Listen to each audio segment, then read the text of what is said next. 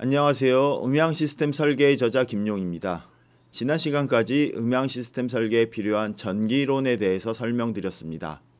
혹시 못 보신 분이 계시면 이전 영상을 보고 오시는 것을 권장하여 드립니다. 전기이론은 에너지로서의 전기뿐만 아니라 신호로서의 전기에 대해서도 이해하셔야 하기에 아주 중요한 부분입니다. 앞으로도 계속 설명드릴 주제이지만 어쿠스틱 아날로그와 전기 신호로서의 아날로그는 양상이 많이 다릅니다. 대부분의 음향 전문가들이 이 두 가지 사실인 어쿠스틱으로서의 아날로그 파동과 아날로그 전기 신호를 같은 개념으로 사용하고 있는데, 이렇게 하면 설명이 쉬워지는 것보다 설명이 안 되는 것들이 많아지고 자기 오류에 빠지게 됩니다. 오늘도 공부 열심히 하시길 바라면서 소리에 대한 이야기를 시작해 봅니다. 음향 시스템 설계 8번째 시간, 소리란 무엇인가와 가청 주파수에 대해서 이야기해 봅니다.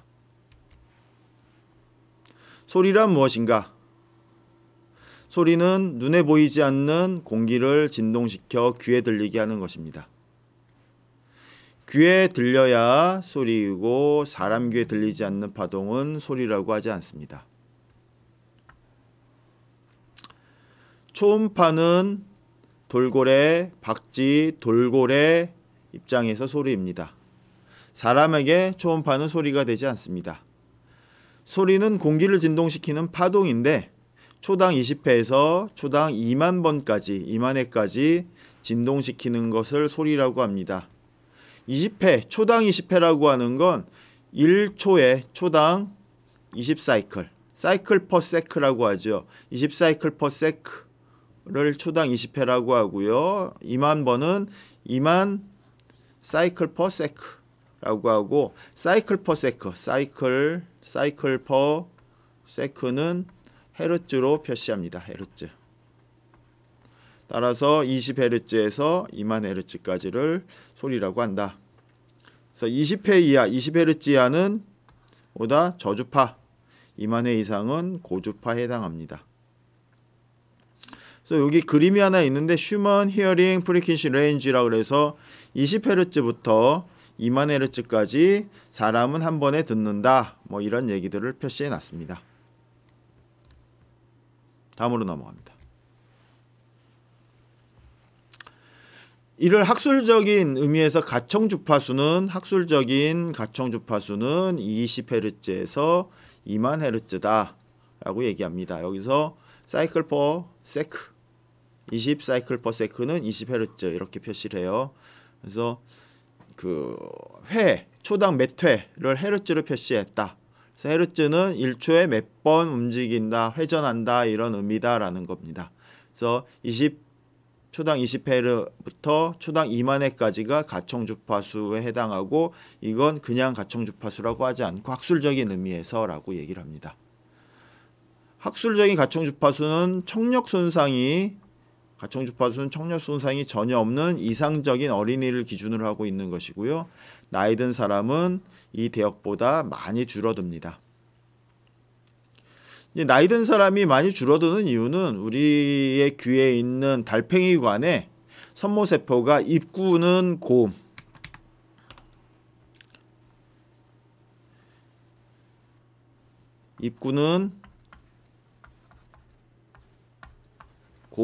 고음에 반응하고 끝부분은 저음에 반응합니다. 그래서 그 고음 부분들이 많이 못 듣게 돼요. 그래서 처음에 그 이상적인 어린이는 2만 헤르츠까지 듣지만 나이가 들수록 뭐 18K, 16K, 심하면 12K까지밖에 못 듣습니다. 이런 일들이 나이 들수록 되어지고요. 이거는 나이가 들면서 자연스럽게 생기는 현상인데, 입구 부분, 여기 입구 부분에 고음부를 쓰는데 많이 사용되기 때문에 이제 생기는 현상이라고 보는 경우도 있습니다.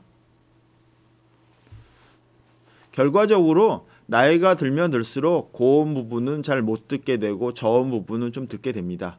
그리고 젊은 사람들이 중역대역을 손상해서 못 듣는 경우가 있는데, 헤드폰, 이어폰의 폐해 때문에 생긴 현상입니다. 그래서 옆에 지금 대한 청력협회가 하는 데서 이렇게 청력은 한번 나빠지면 회복이 어렵습니다. 헤드폰, 이어폰의 볼륨을 60% 이하로 낮추세요. 이런 얘기들이 있습니다. 그러니까 헤드폰과 이어폰을 낮춰서 들어라 라고 하는 것인데, 저도 학교에서 수업을 할 때 이 얘기는 굉장히 중요하게 생각합니다. 그 헤드폰이나 이어폰을 들어서 귀가 망가져 버리면 음악이나 음향을 할 수 없습니다. 그래서 헤드폰과 이어폰은 가급적 사용하지 말아야 한다라고 하는 것이고요. 헤드폰과 이어폰을 혹시 사용해야 한다면 그 신호를 확인하는 정도만 쓰셔야 됩니다. 신호를 확인하는 정도. 상시 이어폰이나 헤드폰을 끼고 다니시면 귀가 망가질 수밖에 없어요. 그래서 그 헤드폰이나 이어폰 사용을 최소화해야 한다. 특별히 지하철이나 버스 같은 데 타면 주변 시끄럽지 않습니까? 그 시끄러운 데서 그거보다 더 크게, 또는 그 시끄러운 소리가 마스킹 될 정도로 그 큰 소리로 음악을 듣는 경우들이 있는데, 그렇게 듣는 경우는 10분, 20분 이내에 들어야지 30분, 1시간 이렇게 듣는 순간 귀가 망가집니다. 이럴 경우에 손상되는 건 고음을 듣는 입구 부분이 손상되는 것이 아니라 우리가 잘 들어야 하는 중역대 2.5에서 3.5km 대역 사이를 못 듣게 됩니다.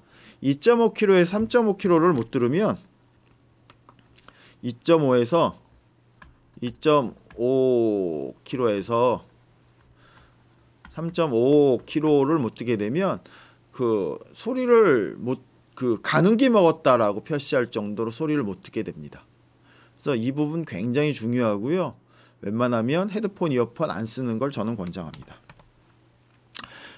그 가청주파수, 학술적인 가청주파수가 20kHz인데 반대로 20kHz 이상의 소리를 인지하는 경우도 있습니다.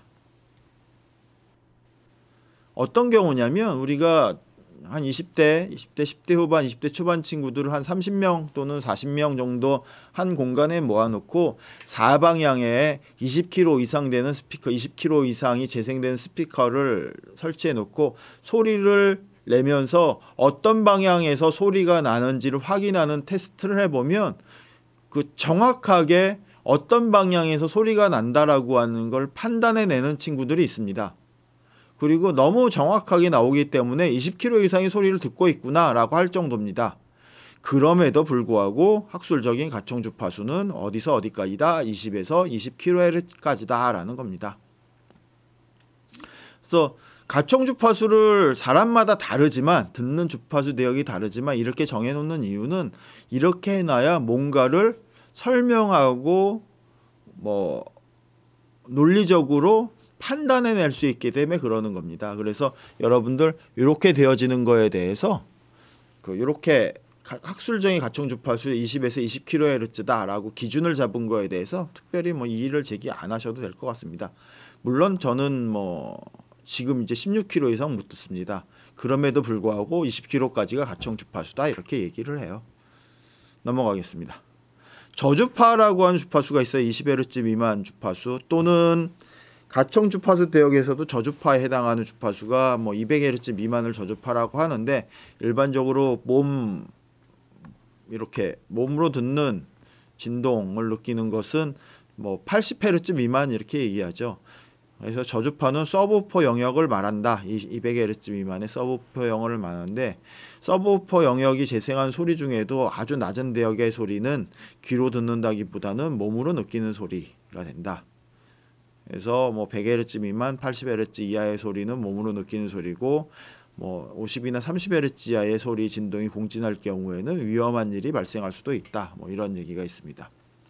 들리는 여담으로는 1차 대전 때 전쟁에 승리해서 군인들이 개선 행진을 하는데 시골에 있는 작은 나무로 된 다리를 그 군인들이 발 맞춰서 걷다가 그 다리가 무너진 적이 있다고 합니다. 그래서 그 이후로는 군인들이 다리 위에서는 발 맞춰서 걷지 않는다 이런 얘기가 있을 정도로 이 저주파 공지는 굉장히 위험합니다.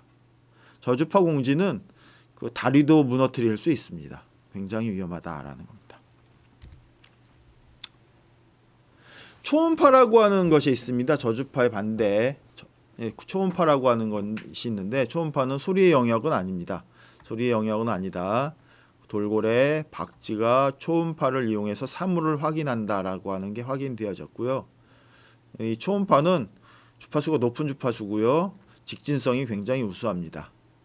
이러한 것을 이용해서 이런 우수한 직진성의 장점을 살린 게 초지향 스피커라고 하는 것이고요.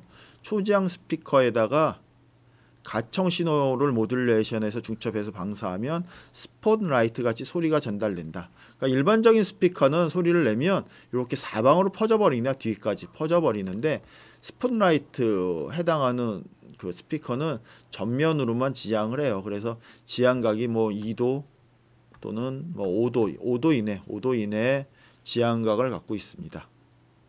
국내에 이 제품을 만드는 회사도 있고요. 이거를 뭐 개발하신 분은 유명하신 이모 박사님이세요. 그분 굉장히 우리 업계에서도 유명하신 분이죠. 그래서 전시장 또는 박물관 전시물 소개 멘트로 사용하는데 아주 좋고요. 그리고 가이드라인, 시위 뭐 놀이동산 같은데 여기 스텝 올리 구간입니다. 이런 거 요청하는 가이드라인, 시위 진압에 사용한다. 시위 진압에 사용한다는 건 음향 대포 뭐 이런 개념이죠. 그리고 해상통신, 해적 퇴치에 사용한다 뭐 이렇게 얘기가 되었는데 이 부분은 이제 메이커에서는 이렇게 설명을 하고 있지만 실질적으로 해상에서 정확하게 이렇게 타겟을 조준한다는 게 쉽지 않기 때문에 이거는 어렵지 않을까 이렇게 생각합니다. 그러나 가이드라인 뭐 놀이동산 같은데 여기 스텝만 들어가는 구간입니다라고 표시하는 뭐 멘트라든가 뭐 새소리라든가 이런 것들을 사용하는데 많이 쓰고 있고요. 그리고 시위 진압하는데 시위 지도부를 향해서 음향 대포를 사용하는 경우도 이런 경우가 있습니다. 그래서 이게 가능한 이유는 중첩 이론이라고 하는 걸 이용한 거예요. 중첩 이론. 하나의 시스템에서 여러 종류의 파장을 하나로 만들 수 있게 만드는 게 중첩 이론이라고 하는데 이 중첩 이론으로 인해서 만들어진 파장 중에 인간의 뇌는 두 가지 파장인 저음과 고음을 완벽하게 구분할 수 있다. 예를 들면 그거죠. 고주파에다가 가청 주파수를 모듈레이션해서 분사하면 사람은 고주파는 안 듣고 그 가청 주파수만 들을 수 있다 이런 얘기예요. 사람이 두뇌가 그렇게 아주 대단하다라는 얘기고요. 실제 우리가 기타를 치며 노래를 부르면 그 소리가 공기를 통해 전달되며 복합적인 주파수가 섞인 파동에서 목소리와 기타 소리를 우리는 완벽하게 구분해낼 수 있습니다. 이런 현상이죠. 그래서 초지향성 스피커가 전시물에서 전시장 앞에 이렇게 대표적인 얘기가 어떤 전시물 앞에 사람이 서 있는데 그 사람 머리 위에서 요 전시물에 대한 설명만 하는 겁니다. 그래서 이 전시물을 벗어나서 다른 전시물로 가면 다른 전시물의 안내 멘트가 나올 수 있게 만드는 효과를 할 수 있죠. 이런 데 활용을 한다. 또는 이렇게 음향 대포 스타일로 만들어져서 그 조명처럼 생겼죠. 대포 스타일을 만들어서 음압을 굉장히 세게 방사해서 뭐 공항에 새를 쫓는데 사용한다든가 또는 뭐 경비 구역에 안내 방송 여기 들어오면 안 된다 여기 들어오면 뭐 자수해라 뭐 또는 손을 들어라 뭐 이런 방송을 하는데 쓸 수 있다라고 설명을 하고 있는데 쓰고 있는지는 정확하게 알 수 없습니다. 그러나 이렇게 사용될 수 있는 것이 초지향성 스피커를 사용한 음향 대포다라고 하는 겁니다.